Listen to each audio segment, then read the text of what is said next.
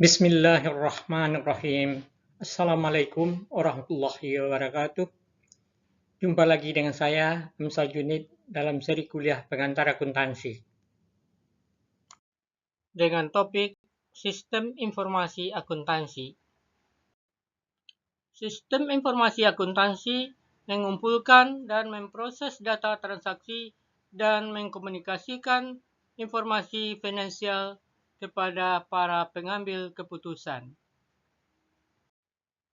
Sistem informasi akuntansi mencakup semua tahap atau step yang ada pada siklus akuntansi, semua dokumen-dokumen yang menjadi bukti transaksi, baik pada sistem akuntansi berbasis komputer maupun yang manual.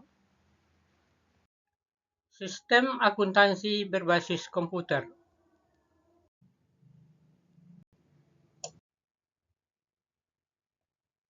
Sistem informasi berbasis komputer merupakan program software dengan fungsi-fungsi yang mencakup modul penjualan, modul pembelian, modul receivable, modul payables atau utang, modul penerimaan kas, dan modul pengeluaran kas, serta modul payroll atau penggajian.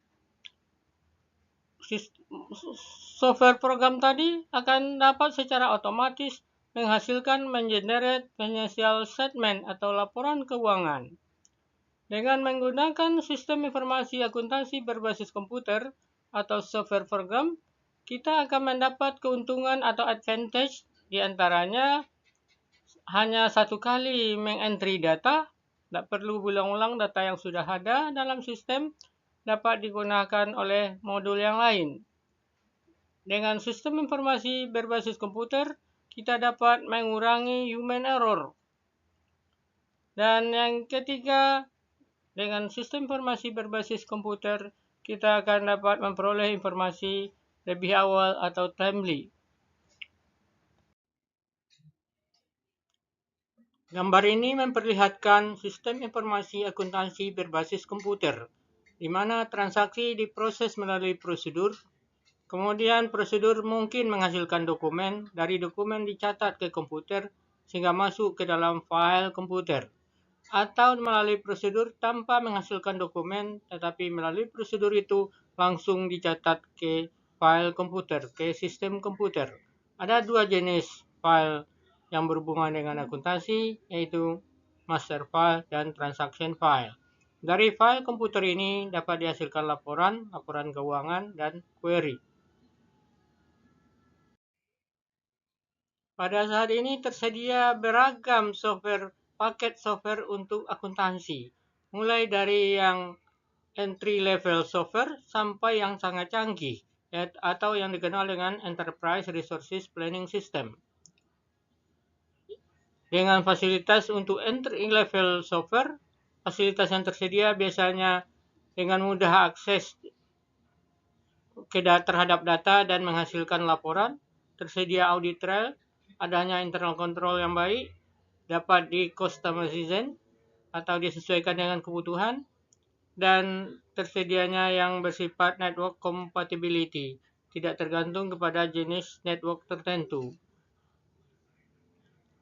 Yang sangat canggih, yang mencakup segala pekerjaan yang ada, tersedia modulnya.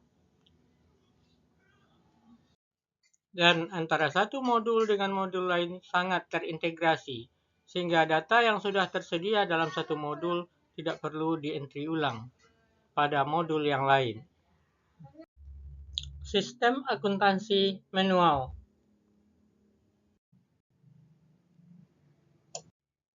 Dalam sistem akuntansi manual, setiap langkah dalam siklus akuntansi dilakukan dengan tangan. Sistem akuntansi manual ini hanya cocok atau dapat dilakukan pada volume transaksi yang sangat sedikit. Sudah hampir tidak ditemui lagi dalam praktek sistem akuntansi manual ini.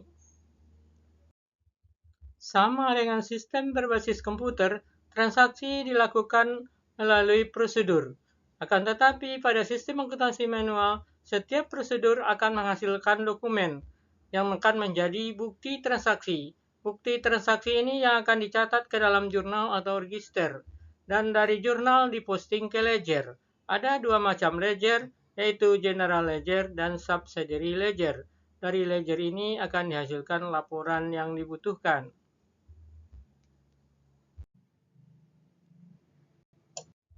Subsidiary ledger atau buku besar pembantu.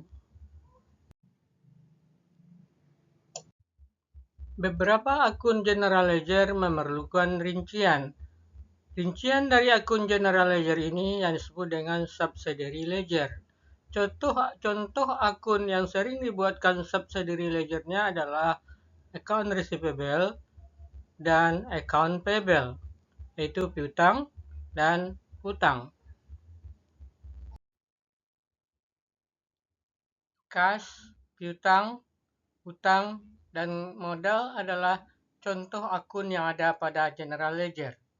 Untuk account receivable atau piutang, dibuatkan lagi akun untuk masing-masing pelanggan. Akun untuk masing-masing pelanggan ini dikumpulkan dalam subsidiary ledger.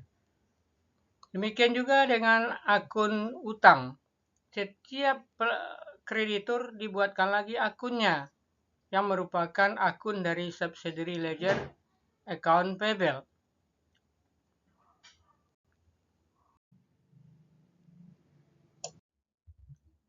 Karena subsidiary ledger adalah rincian dari akun general ledger, maka jumlah dari daftar saldo akun subsidiary ledger harus sama dengan saldo general ledger.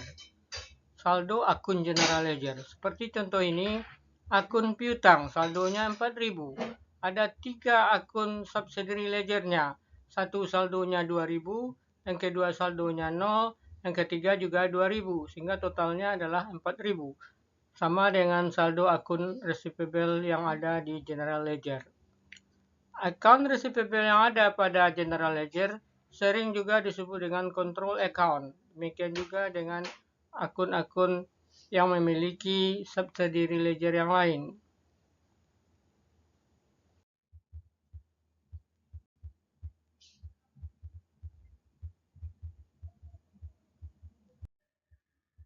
Manfaat dari penggunaan subsidiary ledger antara lain adalah: pertama, transaksi yang mempengaruhi satu customer atau satu kreditor hanya dicatat dalam sebuah akun.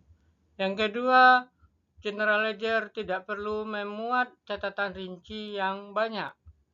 Yang ketiga, manfaatnya adalah membantu dalam menemukan kesalahan pada akun tertentu. Yang keempat, memungkinkan dilakukan pembagian tugas dalam pengerjaan pekerjaan antara subsidiary ledger dengan general ledger. Demikian pertemuan kita kali ini. Sampai jumpa. Assalamualaikum warahmatullahi wabarakatuh.